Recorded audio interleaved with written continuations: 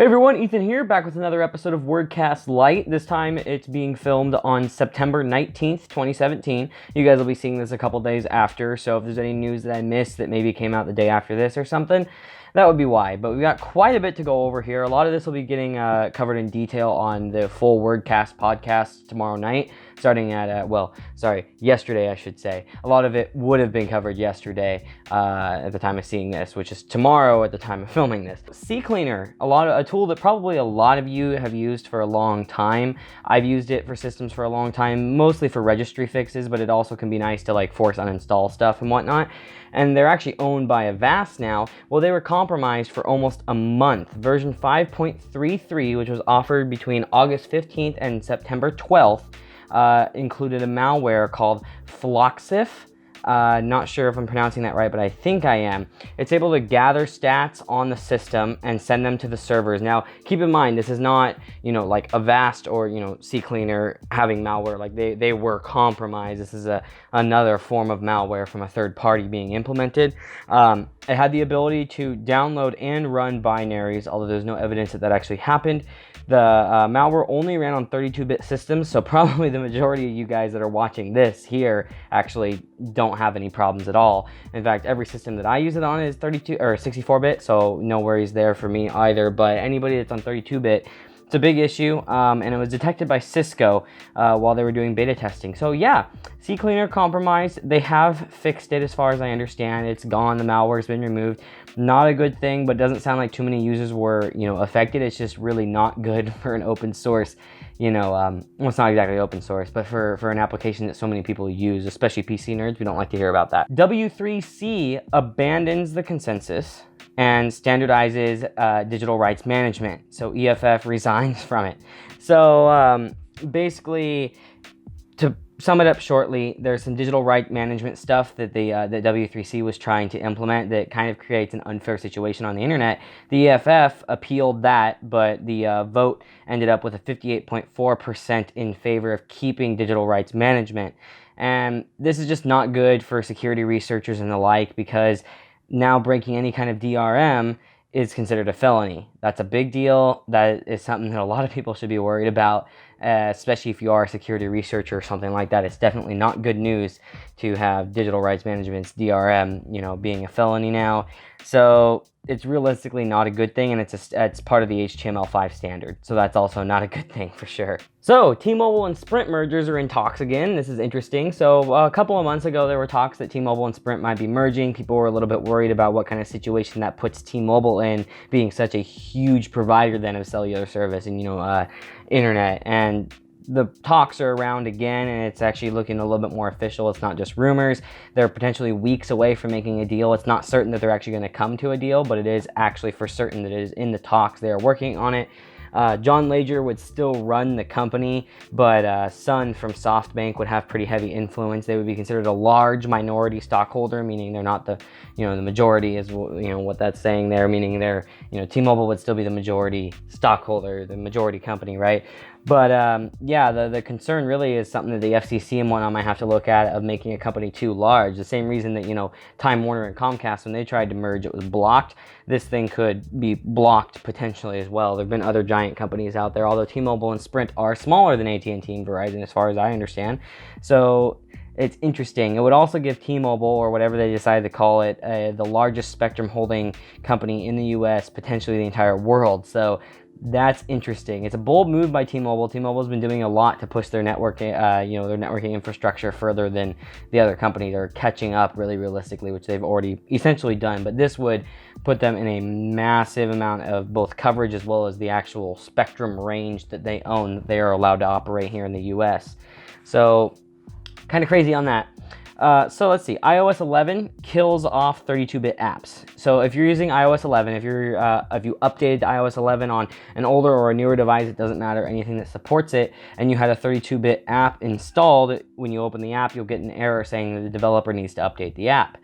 So Apple's been rejecting new apps and updates to 32-bit apps since 2015. So they've given enough time on it realistically. In fact, they're not even pushing as hard as like Google will do sometimes, with Chrome, for example, where they'll boot things out like Flash fairly quickly. So It's interesting. I think it's a good thing. It just allows the operating system to be more streamlined. 64-bit makes more sense. I don't think there's any reason for 32-bit to stay around. And realistically, if you're a developer, you should, be moving that app over if you really care about it. And, for anybody that's using a 32-bit app that isn't updated anymore and the developer's maybe not even around anymore, yeah, that sucks. It's not nice, but it's something you're gonna have to deal with because technology changes over time and you gotta get used to it, right? The Intel i7 8700K price has been published. This is actually an article from AnandTech, and this isn't just the 8700K, it's the majority of the lineup. It was published by Lambda Tech, I'm very bad at pronouncing it. So anyway, it's a place over in the UK, I believe. They're taking pre-orders already on the S variants. So this is like official. This isn't a rumor. Like I said, this is AnandTech, not WCCF Tech or something like that. It's not tagged with a rumor. This is realistic. I'll go over the price breakdown here in just a moment, but we're going to get quad-core i3s, which is what we expected. Kind of interesting there. The i3s are becoming the i5s in a sense, like what the current i5s are. The per-core price is lower on most of the parts, but the overall price tends to be more expensive. So kind of a toss-up there. You're getting more cores, but they're charging more for it, and it feels like they don't really need to charge more for it. It was already overpriced as is, realistically. They already had a monopoly on the market. But anyway, I'll go ahead and go over the breakdown. Again, this is thanks to AnandTech's article covering this. So these are the estimated prices for the US. The UK prices I'm not going to say, but the UK prices are the ones that it's listed as.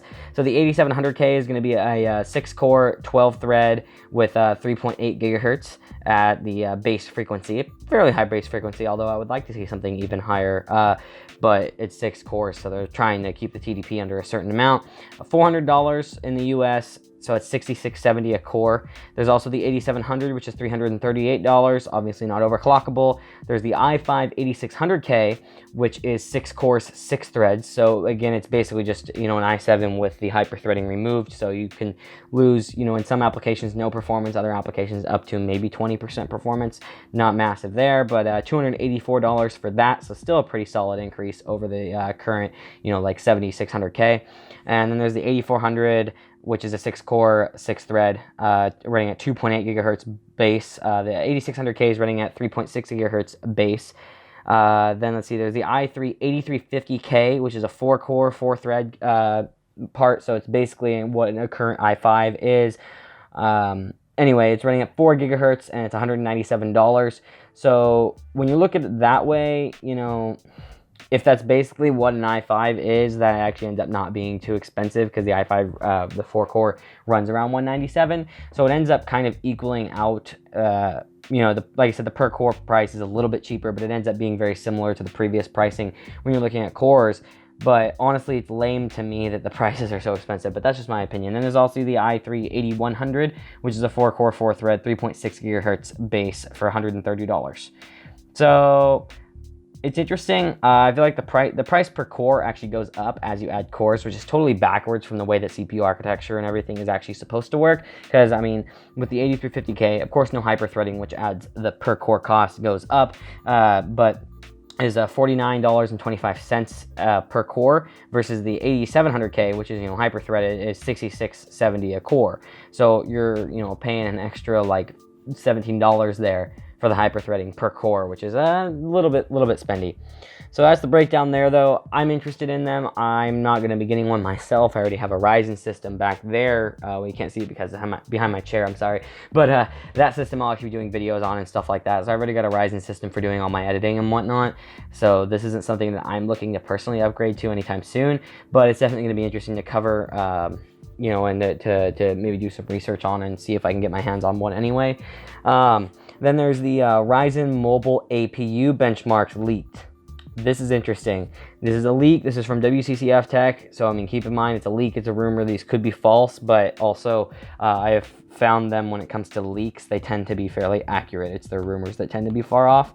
I don't think they get enough credit for their leaks being oftentimes correct, which oftentimes, they're just leaking from another source. But anyway, so it's going to have Vega graphics, which really brings into question, to me, power efficiency. I don't know what they're doing with Vega in these, but we know Vega runs hot. We know Vega isn't particularly power efficient when it comes to its actual gaming performance. When it comes to its compute performance, it's not too terrible. When it comes to its gaming performance, it's not particularly power efficient. So the big concern that I would have in these mobile APUs is going to be battery life. You know, if these are going to be competing with the likes of the i3, i5, i7s, you know, the Ultrabook, the U series processors, if that's what they're looking to put them in, or even fairly high performance mobile notebooks, it might be an issue. Gaming notebooks, not so much, right? But gaming notebooks, realistically, at this point, a lot of them are starting to switch over to what are essentially or are actually desktop CPUs, fully socketed in some cases. Like my Sega machine right over here is a fully socketed, you know, 6700K. So I wouldn't be surprised if most gaming systems, when they're running, the ones that are going to be running Ryzen, are going to be using the actual desktop parts like the 1600 or the 1700, et cetera, et cetera. In fact, we already know Asus is going to be coming out with a Ryzen 1700 laptop, 8-core, 16-thread. Excited to see that. That thing looks like a monster. But anyway, getting to the leak here. So this is the Ryzen 5 2500 in specific that got leaked. APU, again, the Geekbench multi-core is 9,723, whereas the Geekbench single-core is 3,625 points.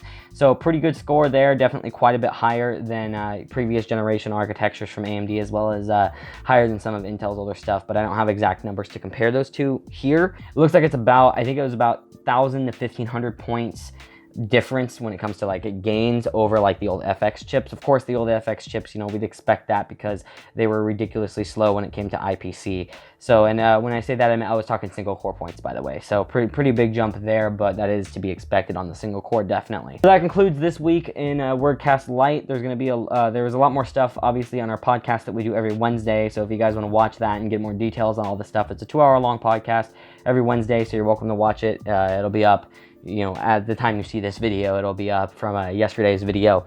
But thank you everybody for watching. Don't forget to, you know, like, subscribe, comment, let us know how we're doing. Let us know what you think of the series here. And if there's any news that I'm missing, you know, let me know, because I definitely am interested in trying to include more stuff in these, although I don't want to make them too lengthy. But thank you everybody for watching.